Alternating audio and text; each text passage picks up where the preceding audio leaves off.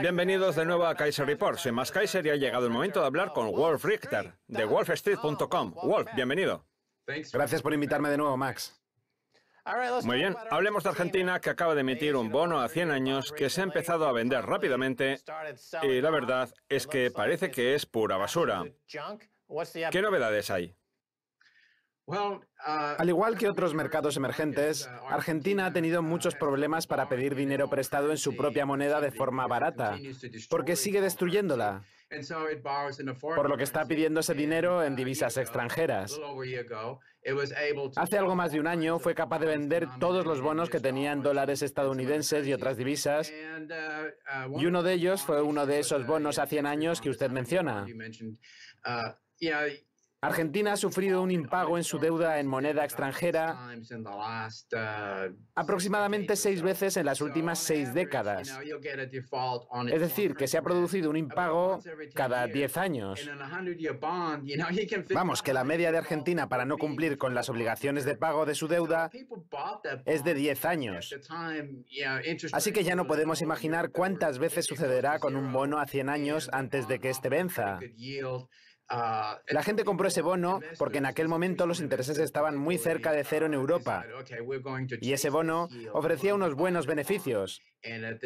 Así que hubo muchos inversores, especialmente inversores institucionales, que decidieron invertir en este bono esperando también la intervención del FMI para garantizarlo, como ha hecho siempre.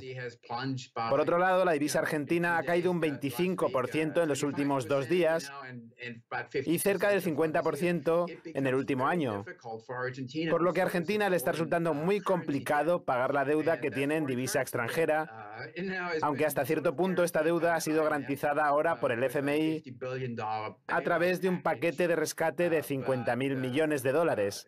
Pero el Banco Central de Argentina está reventando la idea vendiendo dólares y comprando pesos para apoyar a su divisa, lo que no funciona muy bien para estos bonos. Bueno, Wolf, no creo que Argentina se vaya a recuperar. Es una simple cuestión matemática. Allá por la década de los 80, con George Bush padre y ciertos actores en Wall Street como Citibank, Argentina se endeudó de una forma que jamás podría pagar. Menem, que por entonces dirigía el país, resultó ser alguien totalmente corrupto, confabulado con Wall Street. La persona que dirigía el Banco Central en aquel momento, Cavallo, tenía sus propias teorías sobre cómo dirigir una economía, todas respaldadas por Washington. Vendieron más de 200 activos, aeropuertos, se quedaron sin nada que generase ingresos, de forma que Argentina se quedó muerta, sin posibilidad de tener una economía propia en ningún momento.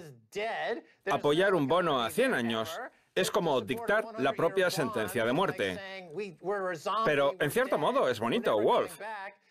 Porque es como la Grecia original, o el Brexit original. Es como cualquier país que comete un suicidio financiero. Está volviendo a pasar y es precioso.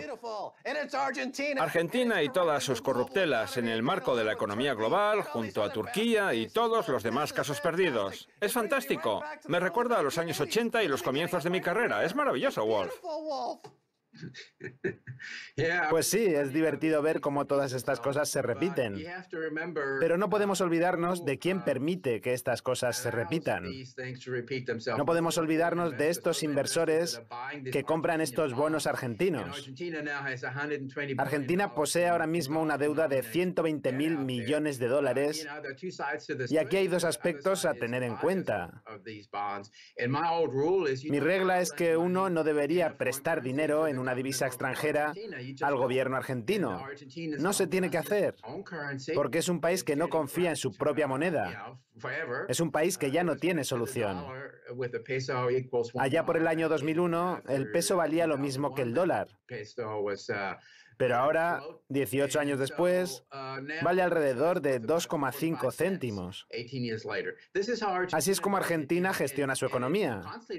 Recurre al impago en su propia moneda constantemente. Y al mismo tiempo, hay inversiones que buscan constantemente el interés de los bonos argentinos y son los que lo hacen posible. Son los instigadores. No me escuchan ni se van a dar cuenta de que estos bonos van a convertirse en impagados. Sí, pero Argentina es un país ocupado por banqueros corruptos de Wall Street. Así ha sido durante casi 40 años y a los medios estadounidenses les encanta decir, ¿es el socialismo lo que está acabando con Argentina? Porque necesitan una especie de tapadera para encubrir el hecho de que Argentina es uno de esos países que forma parte del imperio estadounidense que se utiliza para pasar deuda mala y dejar a los países en situaciones de deuda imposible de pagar. Así es como gestiona Estados Unidos esos países. Argentina lleva siendo un estado vasallo desde hace casi 40 años, desde que acabaron derrotados en la Guerra de las Malvinas. No hay vuelta atrás para esta pobre gente. El FMI les está prestando ahora 50.000 millones de dólares, el mayor rescate del país hasta la fecha. El FMI es como una especie de agencia de préstamos rápidos de la economía internacional. Son prestamistas de día de pago, pero deberían haber dejado el negocio hace tiempo. ¿Cree que es bueno que esta especie de agencia de préstamos internacionales, el Fondo Monetario Internacional, esté ayudando a Argentina? En realidad no está ayudando a Argentina, sino a los tenedores de los bonos. Sobre el bono a 100 años que ha mencionado antes, les encanta la idea de que el FMI haya salido en su ayuda para colocar esa deuda en divisa extranjera. El fondo es el último recurso para los países que piden prestado en dólares o euros y que no pueden liquidar su deuda. Así que sí, el FMI es el garante de los bonos soberanos para los titulares de bonos. Argentina va a tener que hacer algunos sacrificios y los argentinos van a pagarlo, está claro. El propósito es que los tenedores de bonos los amorticen por anticipado. Así que sí, el FMI respondió a la petición de rescate de Argentina. El propio gobierno argentino lo pidió. Pero se trata de un rescate anticipado de bonos. No es un rescate de Argentina en sí misma, sino de esos tenedores de bonos, quienes en su gran mayoría se encuentran en otros países. Algunos son argentinos que compran esos bonos denominados en dólares para conservar su dinero en una moneda que no sean pesos. Pero se ha extendido y ahora los compran muchos fondos institucionales y fondos de pensiones que necesitan algo de rentabilidad. Esos son los únicos que van a sacar algo de beneficio de este rescate ofrecido por el FMI. Estoy de acuerdo con usted, el FMI no debería existir y los países soberanos deberían asumir las deudas y los tenedores de bonos deberían aprender a manejar sus propias pérdidas y salir adelante. Pero eso no va a pasar. Estamos intentando crear un mundo en el que los obligacionistas soberanos nunca pierden dinero. Sí, pero el FMI fue el que les prestó ese dinero. Ahora están comprándolo de vuelta, al igual que la Reserva Federal presta dinero al principio y luego lo compra de vuelta mediante la flexibilización cuantitativa.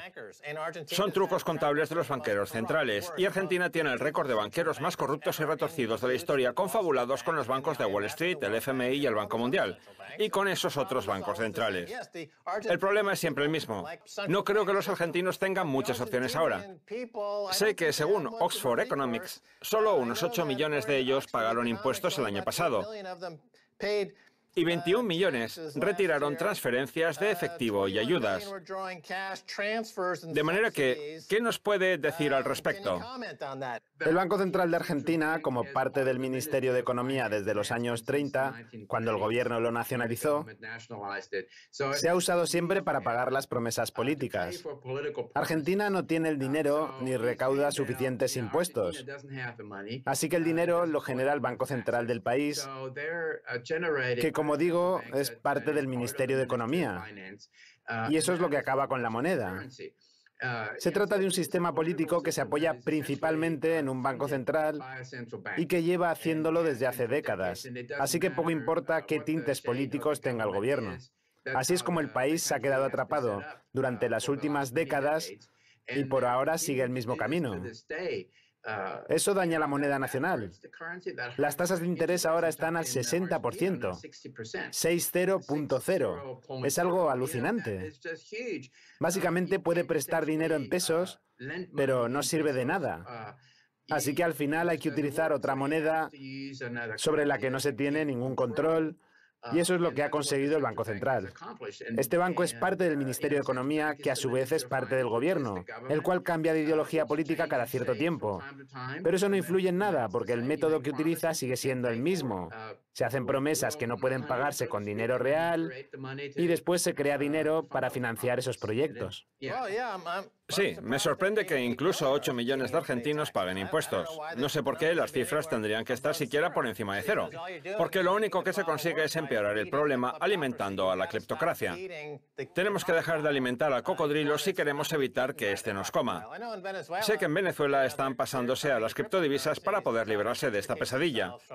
Sé que nuestros amigos de Dash están allí en Argentina enseñándole a la gente lo que son las criptodivisas y solo espero que logren acabar con estos 40 años de corrupción del Banco Central. Permítame que le haga una pregunta a Wolf. Muchos relacionan la crisis de divisas de los mercados emergentes con la Reserva Federal, que está empezando a relajar la flexibilización cuantitativa y a subir las tasas de interés. Así que la Reserva ya está haciendo su teatrillo y montándose su nueva película de ficción, en la que fingen estar haciendo, digamos, algo útil. ¿Qué opina a este propósito? Sí, en los mercados emergentes más grandes se está percibiendo como una restricción del dólar que se ha vuelto cada vez más caro. Así que la gente dice que hay escasez de dólares, pero la realidad es otra. Lo que hay es un dólar más caro. Así que los mercados emergentes tienen ahora que pagar más para atraer a los inversores y eso crea la impresión de que no hay suficientes dólares en esos mercados. Hay dólares de sobra, simplemente son más caros y eso convierte muchas de esas ecuaciones en algo más difícil para los mercados emergentes más grandes. Pero Argentina y Turquía son casos excepcionales con problemas que van más allá del dólar. Cuando el ritmo de desplome del peso alcanza el 25% en solo 2 días, el problema no está relacionado con el dólar. Lo mismo ocurre con la lira turca. Cuando estas divisas caen tanto en tan pocos días, el problema es interno. Por otra parte, cuando en mercados emergentes bien gestionados